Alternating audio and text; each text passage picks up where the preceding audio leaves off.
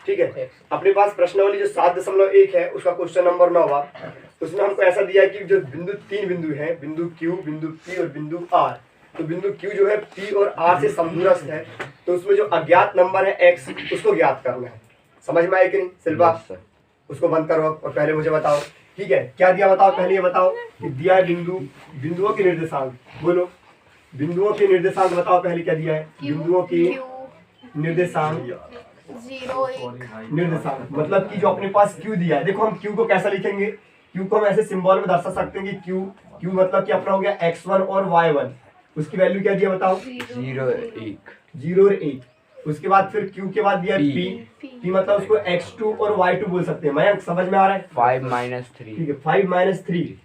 And again PQ के बाद दिया R को हम मान सकते हैं x3 एंड y3। इसकी वैल्यू क्या दिया है? x और 6। जो इसमें x राशि जो अज्ञात आई वाला, यहाँ पे कौन सा नंबर आएगा उसको फाइंड करना है।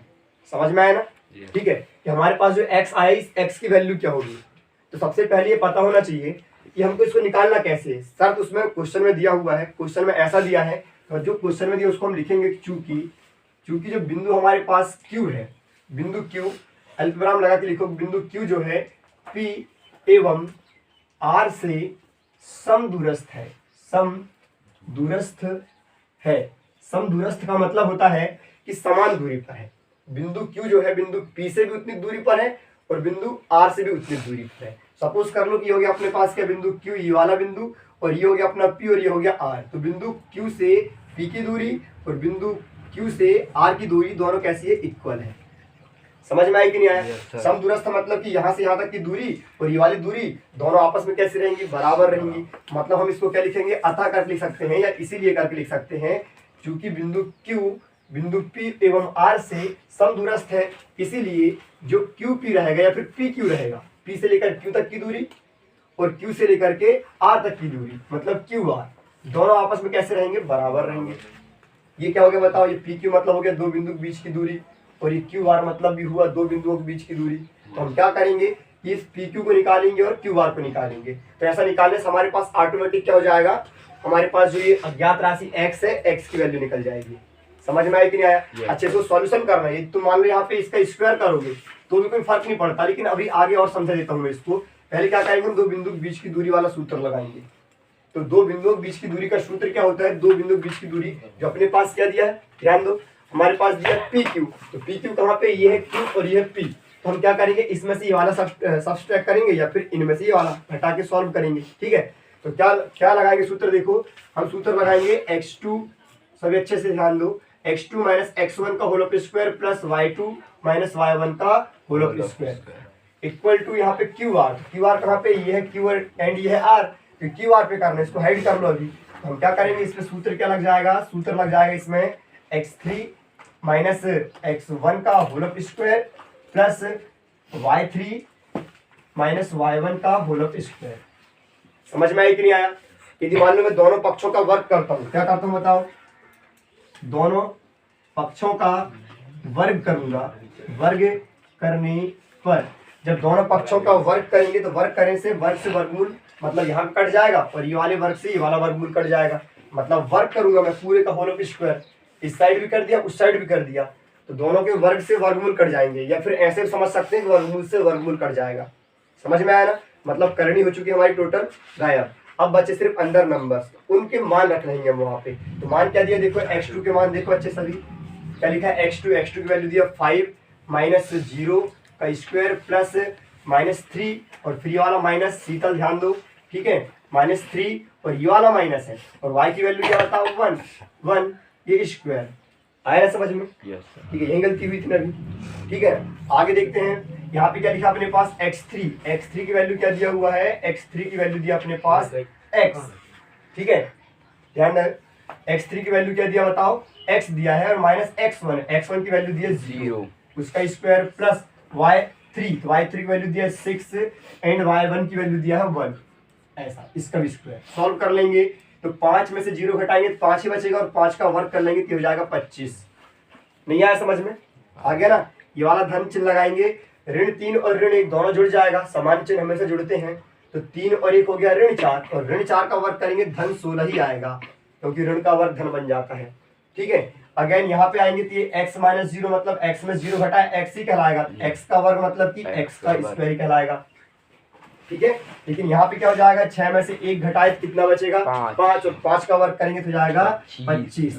यदि इस 25 के इस साइड पक्षांतर करता हूँ तो 25 से 25 कट जाएगा, अर्थात यहीं पे काट सकते हैं हम, ऐसा करके पक्षांतर करोगे धन वाला ऋण में आएगा, 25 से 25 घट जाएगा, 0 बचेगा, तो हम यहीं पे काट सकते हैं। यहाँ पे क्या बचा 16 और यहाँ बचा x का स्क्वायर। अच्छा, मैं पक्षों को ऐसे चेंज करके लिख सकता हूँ, कोई फर्क पड़ता नहीं उससे, समझ में आया ना। जब दोनों के दोनों पक्षों को चेंज किया जाता है कि LHS को RHS में और RHS को LHS में लाया जाता है, तो चिन्हों को बदलने की आवश्यकता नहीं है, और बदलोगे भी तो कोई फर्क पड़ेगा नहीं, क्योंकि समान चिन्ह बदलेंगे, इस साइड के बदल रहे तो उस साइड के बदलेंगे। ठीक है ना, तो मैं ऐसे पक्षों को चेंज कर दिया, x स्क्वायर यहाँ कर दिया स्वतंत्रा, और ये जो अपने पास 16 लिखा है 16 कर दिया इस साइड। ठीक है ना, चिन्हों को नहीं बदला। यहाँ से हटाएंगे हम क्या, वर्ग। जब वर्ग हटाएंगे तो इसमें लगेगा वर्गमूल, और एक बात हमेशा याद रखना कि जब भी वर्ग हटता है और वर्गमूल लगता है तो वर्गमूल का आंसर हमेशा प्लस और माइनस दोनों में आता, हमेशा। लेकिन वो बात अलग है कि हम कहाँ पे किसका यूज करते हैं। जैसे आयु वाले सवाल हो गए, दूरियों वाले सवाल हो गए, वहां पर हम माइनस का यूज नहीं करते, क्योंकि जो उम्र रहती है, आयु रहती है, वो ऋणात्मक नहीं होती। तो वहाँ इसलिए हम कई बार जो सवाल आते हैं तो वहाँ डायरेक्ट ओनली करंट बस लगा देते हैं, प्लस माइनस नहीं लिखते, क्योंकि प्लस लगा होता है माइनस नहीं लिखते, लेकिन यहाँ पे लगाना पड़ेगा। ठीक है ना, तो प्लस माइनस लगाएंगे, x इक्वल टू हो जाएगा प्लस माइनस, और 16 की करणी क्या हो जाती है 4। तो ये हो गया हमारे x की वैल्यू। समझ में आया कि नहीं आया, समझ में आया ना। ये हो गया अपने पास क्या, x की वैल्यू। जब ये x की वैल्यू हुई हमारे पास, ठीक, समझ में आया इतना, ठीक है ना, x की वैल्यू हुई। अब इसे x की वैल्यू के बाद प्रश्न में ये भी कहा है कि हमको QR की वैल्यू बताओ, मतलब Q से R तक की दूरी कितनी वो भी बताओ, और P से R कितना है ये भी बताओ। दो बात और ज्ञात करना है, QR एंड PR। पहले इतना नोट करो, उसके बाद आगे बताता हूं मैं। ठीक है, ठीक है ना, समझ में आया कि बताओ। हमारे पास क्या निकल गया, x की वैल्यू निकल गई। ठीक है, x की वैल्यू क्या है बताओ, +4 और -4, मतलब दो वैल्यू निकली है, एक निकली है +4 और एक निकली -4। तो ये x के स्थान पे या तो +4 भी आ सकता है और -4 भी, दोनों सही है। समझ में आया कि नहीं आया। अब क्वेश्चन में हमारे पास बोला है क्या ज्ञात कीजिए, ज्ञात कीजिए QR, पुनः QR की वैल्यू ज्ञात कीजिए बोला उसने, क्योंकि अब हमारे पास R में जो x अज्ञात था वो ज्ञात हो गया। तो अब क्वेश्चन में कहा है कि हमारे पास QR को भी फाइंड करना है, QR भी फाइंड करो और बाद में फिर PR भी फाइंड करो, दोनों को निकालना है। तो यहाँ लिखेंगे सबसे पहले क्या, चूंकि QR, अतः कर लिख दो, अतः QR निकालेंगे हम। क्या निकालेंगे, QR। तो QR का फॉर्मूला क्या होगा, सभी अच्छे से ध्यान दो। ठीक है अशोक, सबसे पहले क्या करेंगे बताओ, जो हमारे पास QR दिया, QR की वैल्यू निकालेंगे। कैसे निकालेंगे, फिर से QR का सूत्र लगाएंगे, दो बिंदुओं के बीच की दूरी का सूत्र। तो Q और R कहाँ पे, ये वाला, तो सूत्र लगेगा इसमें से। तो क्या करेंगे बताओ, इसमें लिख देंगे हम x3 - x1, x3 - x1, ठीक है, उसका होल ऑफ स्क्वायर प्लस क्या हो जाएगा, y3 - y1 का होल ऑफ स्क्वायर। वैल्यू रख देंगे, वैल्यू रखने में क्या हो जाएगा, x3 की वैल्यू हमने निकाल चुके हैं। ठीक है, कितना निकाले बताओ, प्लस और -4, डबल वैल्यू निकली, एक प्लस में और एक माइनस में। लेकिन एक बात याद ये रखना है हमको कि यदि मान लो यहाँ पे मैं +4 रखूँ या -4 रखूँ, उसमें से घटाऊंगा x1 मतलब 0। तो 0 घटाने में तुम +4 रखोगे तो भी कोई फर्क नहीं पड़ेगा, और -4 रखोगे तो भी वही आंसर आएगा, मतलब कि 0 होने के कारण एक सा आंसर आ रहा है। तो हम एक ही बार उसको +4 या फिर -4 करके कर दो, उसका स्क्वायर कर दो, प्लस y3। y3 की वैल्यू क्या बताओ, 6 माइनस इसकी वैल्यू 1, इसका स्क्वायर कर दो, वैल्यू यही आएगी, इसलिए इसको +4 ही करके चलेंगे। तो +4 का स्क्वायर मतलब 16 हो जाएगा ये। ठीक है, और 6 में से 1 गया तो 5 बचा, और 5 का वर्ग हो जाता है 25 और 16 हो जाता है 41, करणी 41। ये अपनी क्या है, QR की वैल्यू है। ये एक आंसर आ गया, समझ में आया कि नहीं आया। लेकिन अब क्या करना हमको, ध्यान दो, लेकिन इसके आगे क्या करना है, इसके आगे करना हमको क्या, PR की वैल्यू फाइंड करना है। क्या याद करना है, PR भी तथा PR। तो PR की वैल्यू सॉल्व करेंगे, देखो ऐसा होगा, PR का फिर से सूत्र लगाएंगे। तो PR याद करने के लिए ये वाला निकालना है, मतलब कि x3 माइनस x2 का whole of square plus y3 minus y2 का होल ऑफ स्क्वायर। ये फॉर्मूला लगाएंगे PR के लिए। समझ में आ रहा है कि नहीं आ रहा है, बराबर नीचे बराबर लगा के रूट को पहले रूट लगाओ, एंड x3 की वैल्यू क्या बताओ, x। तो x की वैल्यू हम फिर से रख लेंगे वहां पे, क्या, +4। समझ में आई कि नहीं आया। अच्छा देखो, यहाँ पे मैंने प्लस और माइनस की कोई मतलब उतना महत्व नहीं रहा, क्योंकि वहां पे 0 घटाना था। तो यदि मान लो प्लस रखते +4, उसमें 0 घटाते तो +4 ही आता, उसका स्क्वायर करते 16 आता। और यदि -4 रखते तो भी 0 ही आता, सॉरी 0 नहीं मतलब 4 ही आता, और -4 का स्क्वायर करते तो 16 ही आता। समझ में आया ना? इसलिए यहाँ पे उसकी कोई वैल्यू नहीं है, लेकिन यहाँ पे +4 और -4 की वैल्यू है। तो एक बार क्या लेंगे बताओ, यहाँ पे प्लस चिन्ह लेने पर लिखेंगे, ठीक है। x3 की वैल्यू क्या लेंगे बताओ, x3 इक्वल टू +4 लेने पर समझ में आ रहा है कि नहीं आ रहा है? x3 इक्वल टू +4 लेने पर हम x3 की वैल्यू लेंगे +4। यहाँ पे ले लिया मैंने +4, क्योंकि x3 की वैल्यू हमने निकाल चुके हैं, ठीक है। +4 और -4, जिसमें से +4 ले लिए, माइनस x2 की वैल्यू कितनी है 5, उसका स्क्वायर, प्लस क्या है बताओ अपने पास, कर दिया y3 की वैल्यू 6 माइनस y2 मतलब -3, माइनस माइनस क्या हो जाएगा शीतल, +3। ये चिन्हों का नॉलेज होना बहुत जरूरी है। समझ में आया ना? बराबर पीछे बराबर लगा के करनी, समझ में आ रहा है, ठीक है। तो ये 4 में से कितना घटाएंगे 5, तो आएगा ऋण 1 आएगा, ऋण 1 का वर्ग करेंगे तो 1 ही आएगा।